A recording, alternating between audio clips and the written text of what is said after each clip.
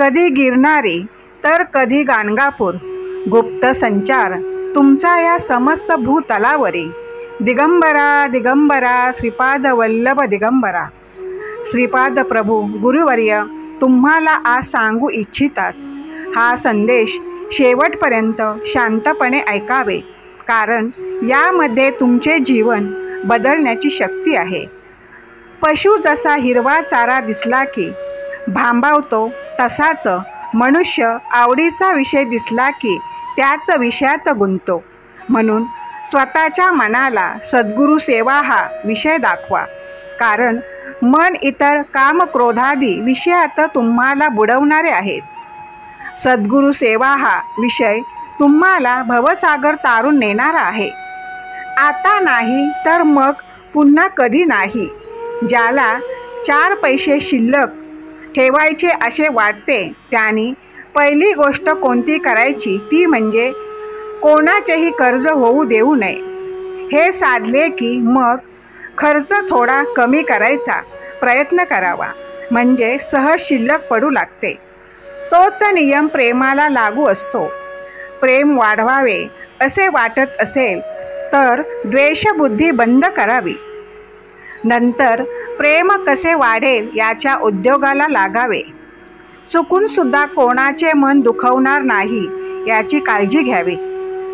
शुद्धीमध्ये नाम घेण्याची जबाबदारी तुमची आहे, मग झोपते आणि बेशुद्ध नाम घेण्याची जबाबदारी माझी आहे।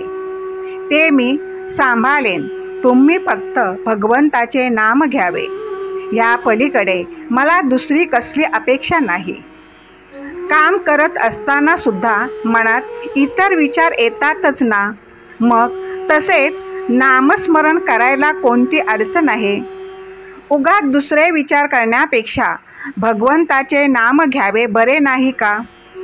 आयुष्याचे दुःख दूर करण्यासाठी तुम्हाला दुसऱ्यांच्या जीवनात आनंद निर्माण करावा लागेल। सत्कर्म करावे लागतील आणि याचसाठी तर देवाने तुम्हाला माणूस म्हणून जन्माला घातले आहे।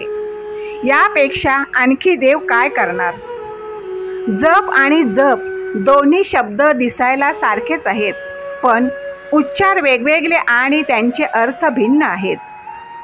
परमेश्वराचे नामस्मरण म्हणजेच जप आणि स्वतःला सावरणे म्हणजे जप, तरी पण त्यांचा संबंध खूप जवळचा आहे। आपण भगवंताचे नाम जपतो तेव्हा भगवंत आपल्याला जपतो।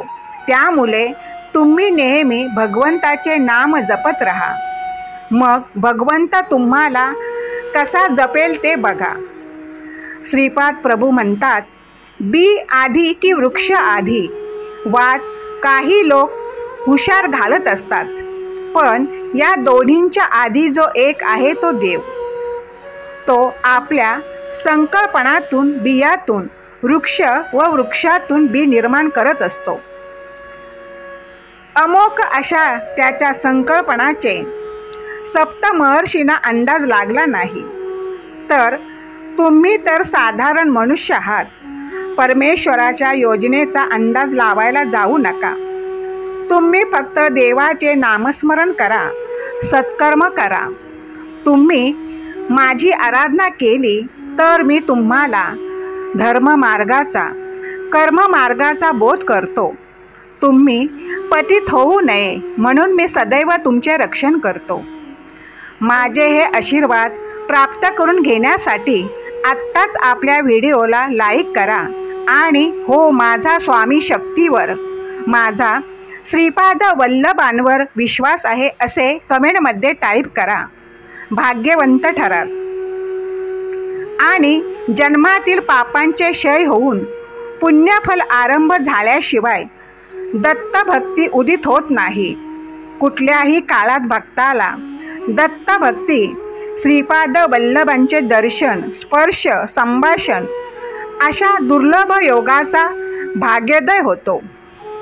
देवाला घाबरलात नाही तरी चालेल, पण तुमच्या कर्माला घाबरून राहा, कारण शाप किंवा आशीर्वाद, शिव्या किंवा ओव्या, निंदा किंवा स्तुती, सुख किंवा दुःख यापैकी जे काही तुम्ही दुसऱ्याला देता तेच तुमच्याकडे परत येत असते.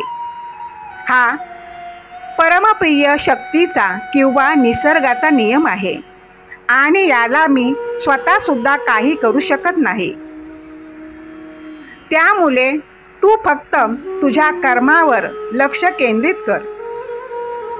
बाकी सर्व पाहायला मी येथे आहे. मी तुझ्या समोर येऊन जातो तेव्हा तू मला ओळखायला चुकतोस. मी तुला कधी मुक्या प्राण्यामध्ये, कधी उपाशी पोटी गरिबाच्या, तर कधी अडीअडचणीत सापडलेल्या जीवाच्या रूपामध्ये तुला भेटत असतो आणि तू मला मूर्तीमध्ये शोधत राहतोस. मी सर्वत्र आहे. मी चराचरात व्यापून आहे. मी कोठेही गेलेलो नाही. मी सदैव तुझ्या सोबत आहे. काही वेळा नियती तुम्हाला अनपेक्षित संकट देते.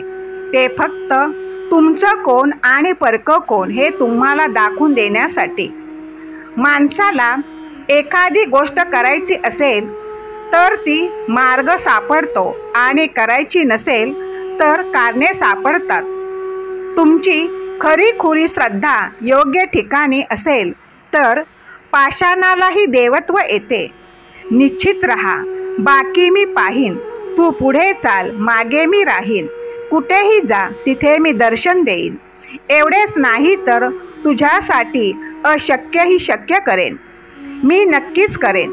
चांगल्या माणसांना चांगल्या गोष्टी जरा उशिरातच मिळतात. संयम ठेव. तुझी वेळ पण लवकरच येणार आहे. हा संदेश शेवटपर्यंत पाहिल्याबद्दल खूप खूप धन्यवाद.